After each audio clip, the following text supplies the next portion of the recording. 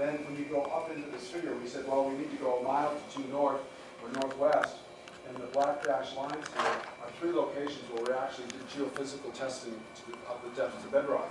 And on 1/16th, which is the one on the right, we found the depth to bedrock to be shallow, 200 feet or less. The one on the bottom was 200 to 300 feet, also more shallow than we would really like. Because we see the wells here in the blue circles, so the depths of these wells are 400, 500, 600 feet deep. So we really needed to go that extra half a mile to get away from what is shallow in the northeast to something significantly deeper, which would allow us to drill wells to 500 or 600 feet by moving a mile and a half to 2 miles away. And the third dash line on the horizontal dash line on the left or the middle, there we found variable depths of 300 to 500 feet, somewhat consistent with the wells a little bit further toward the northwest. So that was helpful in helping us narrow down the properties, so we were able to eliminate what might have been half the properties in the original search prison, if you will. And from there, we had narrowed down properties, and this property turned out to be a favorable location for which we were attempting to make, negotiate an offer to purchase. So during that time, we did more work in geology, water quality, and testing and such. So you can see there's a number of wells in and around this property. We were able to look at the geology on each side of the property to show what would be expected on the property itself. And we did that. We submitted a pretty technical memo to the staff. And we looked at the water quality of 4 nearby wells. There are actually several of these wells. The ones with the green dots, no, it's not right here. Anyway, 4 of these wells, the ones to the northeast of the property, are actually potable water wells operated by Little Rock Creek Irrigation District. And because they're potable water quality is in the CDPH's database for the state of California. And we're able to go in and look at the water quality even without talking to them. We just look at the data. So we did. We looked at the data. The water quality was non-detect in all of their wells, which is very good. Perchlorates are a contaminant of concern. It was non-detect. The total dissolved solids, which is the salinity of the water, was low to moderate. So we had good water quality, and all the organic screening, which are many, were also clean. So the water looked very good in this area for the adjacent wells. That was very reassuring. We have, working with Converse as a Southwest, they did 8 shallow borings, which they then fill with water and monitor the infiltration rates. And the percolation rate turned out to be extremely high, 24 feet per day. So basically, you put the water on this property, basically will disappear. I mean, it will percolate really quickly. But it's also about 100 feet. It's also very dry, but because the water level is about 120 feet at the site. We did 2 deep borings to 100 feet, mostly silty sand, minimal clay. This was good for recharge, for water banking. But they did hit cobbles between 85 and 95 feet, and they met drilling resistance to the boreholes that they were trying to get to 100 feet. So they did hit these cobbles. And we would hit them again while we drilled for the deeper well, but we drilled through it. So that was what was done to 190 feet. And while the hole was open, we made an attempt to measure, to extract water for water quality testing, and we were fairly unsuccessful at doing that. But we did do these E-logs, which are electrical logs, resistivity and sonograms, and these other things that are done downhole, and they're interpreted by geologists. So basically, our geologist came to the committee with me and explained to you that this is very favorable drilling, that it was silty sand and it would be quite acceptable for extraction wells, for producing water. So that's good. Also another favorable report, if you will. Good water quality samples, the sample extracted ended up being mixed with drilling mud. So what we did is we worked with your neighbor, whose name is Yes, and we asked them if they would please pump the well in this picture, which is located right here on the edge of your property.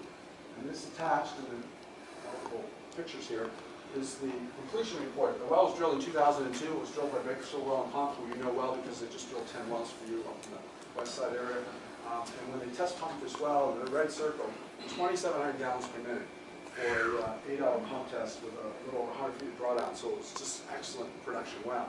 Now they equipped it with this diesel engine, and what you see here is not really a pump motor, although it looks like a motor. It's a gear ratio drive, which runs a shaft down the hole to where the submersible well pump is. But this, when pumped for us, was pumped between 500 and 700 GPM for about a half hour, and it flushed the groundwater a number of times, and we collected samples. It was a full Title 22 sample that you would do for potable water, even though it's an irrigation well.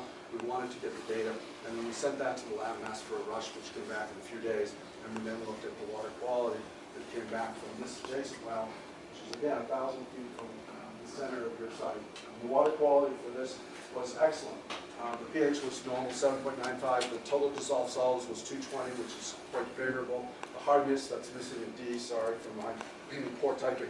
The hardness is 95, which is low to moderate. The nitrate is low, very low, because as measured as nitrate, the MCL is 45 and you were at 2.5, so basically you're at 1/20th or thereabouts of the MCL. Arsenic, which is normally non-detect below 2, we got a lab detection level of 0.4, so they were using an extra, what term? Extra special. They were using a Extra money. Extra money. you probably paid a little extra. They were using a low detection with 6 vessels. It's $4.5 million installation cost, and it could be a couple more million, $2 million more to add the rest of the vessels if they were deemed necessary over time based on performance. So we then compared that to this, which is the water bank layout. And so what this is, it actually takes water on the left side of the red line, the 20-inch line, and delivers it, come to turn out at 96th Street, down to the water bank, and delivers it to any one of 3 recharge basins, which are 3 2-acre basins. And it then has 4 wells, and those wells have collection pipelines for the 20-inch line that brings the water back to the treatment plant so that you can chlorinate, go into the clear water treatment plant where you have existing chlorine systems, monitoring, control, and you can bring the water back without chlorinating it. 2 miles away, you can chlorinate it at the treatment plant, and then deliver it through the existing system that you have. So what does this water bank cost? This estimate is basically $9 million.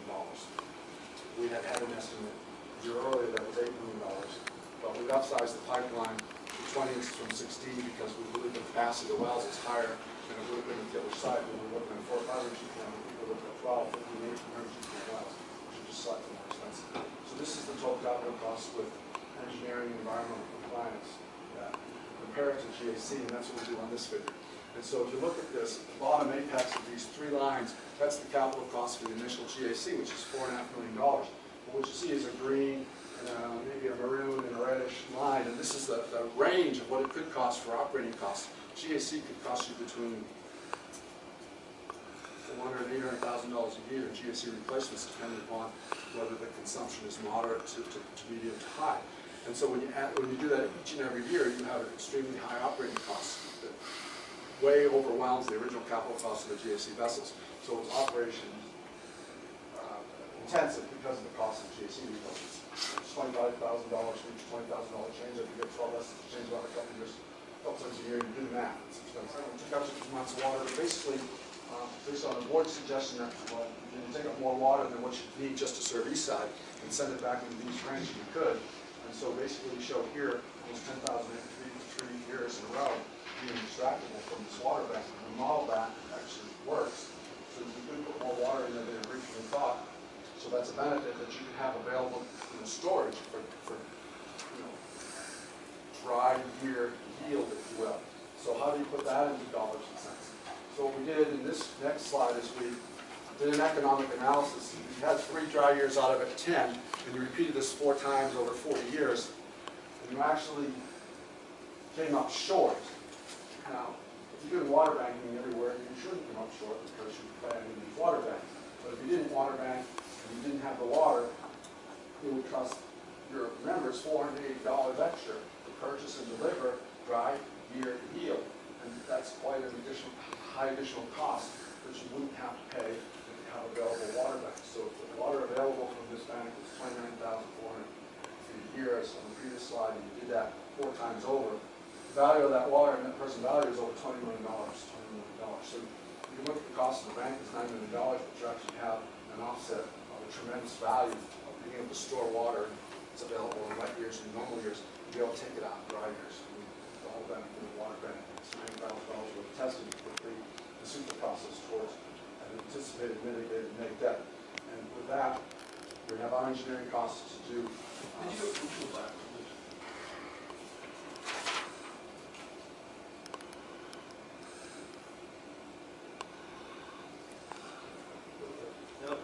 Now who's saying, who was saying only that it needs to be completed?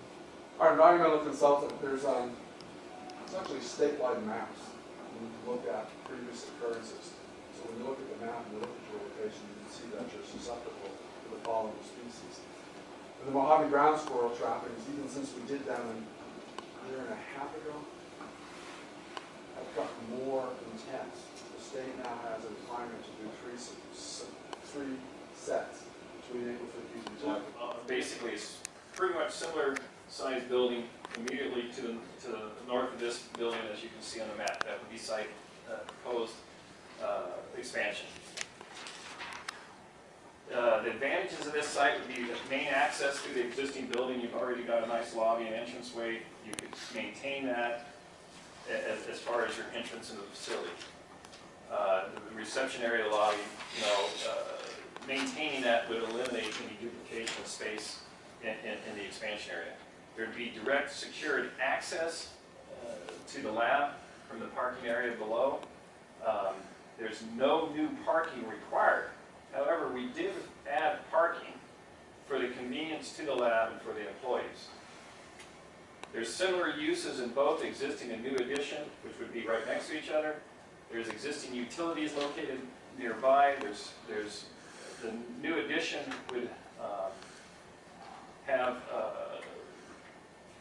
the views from the new addition. We have views in almost all directions from the new addition. The views from the second floor rooms. Landscaping revision would be minor. There's a patio area based on this layout that we could provide for the employee break area. There'd be no disruption of parking during construction, and there's no impact on future plant expansions of construction from groundbreaking to a finished, furnished facility. It would be an absolute disaster if it was not just that, when they have the people sprinklers in this building, these are concrete walls, they're gonna have to pour drill with mason drill bits. Let me tell you something, those things make a lot of noise. Right, and the holes are not this big. They're gonna be putting probably 2 inch 3 inch pipes. pipes. You're talking right now, so just remember that. I know you guys, I know that we all have earplugs in, whatever's going on. We included the other 4 sites that we looked at and presented the advantages and disadvantages. But as I mentioned earlier, we eliminated those basically from consideration based on the fact that their costs were more, they had a lot more disadvantages, they had issues. Well, one of the big issues is that you start moving further away from here, you have to do CUP. Orville's at 73% of historical average, which has dropped a little bit. San Luis is, the percentage is, I don't know, it's in the ballpark what it was before. They're actually pumping water into San Luis. We probably hit the bottom of the storage levels at San Luis, but still very, very low, which is going to reflect on our initial allocations. Here's the reservoir conditions. You can see Oroville is, the little red line is what the historical average is. So Oroville was looking pretty good, but it's way below what it would be normally at this time of year. And San Luis is well below that too. You can kind of see where the state sits right now. Here's Oroville, continuing to draw Oroville down. So we're going to start out with pretty much empty reservoirs this year. They are moving water across the delta. As I mentioned, we've probably hit the bottom on San Luis, so they're starting to pump water into San Luis now. They're pumping water at banks out of the delta, and a lot of it's going to direct deliveries to customers, and some of it's going up into San Luis. Water banking, again, we're preparing for 2004 or 14, getting things ready if we have a dry year or if we have a wet year. We're getting ready for, we need to recharge. We are getting extraction wells connected. I think in the next couple of weeks we're going to be laying pipe out there starting next week. Okay. When we're up for the well. So we're moving right ahead to be ready for next year. And having farmers follow up in Northern California, pump groundwater, whatever, historically pretty expensive programs because you gotta pay those guys $300 an acre foot, and then you gotta get it here, so, but they do wanna get things going. They're talking about this program just in case next year is dry. 6, Eastside 4, and the Palmdale connection is 1.25. Any operational issues, John? I think we'll get into the water quality stuff, because there are a couple of things on the water quality side. You know, we've talked to the board a little bit about how, you know, pH was kind of going south and bromides were getting up there. So the lower chart shows the red line is 80, that's the MCL, and our goal is to stay below 64. So we're still below the 64. We're going to be keeping an eye on that, but again, they're under the old rules, so it's a little easier to meet the standard. Going into LA, again, you get a lot of up and down, but once you annualize that and average it all out, again, the lower chart shows the red line in MCL at 80, and our goal is to stay below 64.